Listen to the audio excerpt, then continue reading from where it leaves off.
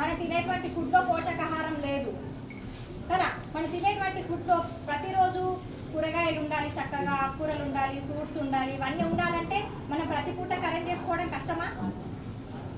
కష్టమేనా? కష్టమే కదా. సో ఇదేమో మనకి కంపెనీ ఏం చేసింది, ఇది ఫుడ్ సప్లిమెంట్, మనకి డాక్టర్ రాసి ఇచ్చేటువంటి మెడిసిన్స్ కాదు. దీంట్లో 14 రకాల పళ్ళు ఉంటాయి, ఐరన్ ఉంటుంది, కాల్షియం ఉంటుంది, రకరకాలుగా ఏది సపరేట్గా తీసుకోవాల్సిన అవసరం లేదు, బయట డాక్టర్ ఇచ్చేది. చూడండి, రోగాలు వస్తే డాక్టర్ దగ్గరికి వెళ్ళినప్పుడు ఆ రోగం పర్మనెంట్గా తగ్గేటట్టు ఎప్పుడన్నా మెడిసిన్స్ ఇచ్చారా? No madam. జస్ట్ అప్పటి మనకి రిలాక్స్ అవుతుంది, తర్వాత నెక్స్ట్ మంత్ మళ్ళీ వెళ్ళాలి. అప్పుడు ఇంకా డోస్ మనకి పెరుగుతుందే కానీ తగ్గదు కదా.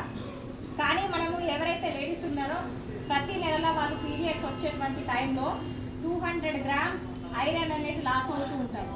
అది మళ్ళీ మన బాడీలో రీస్టోర్ అవ్వాలి అంటే కంపల్సరీ మనకి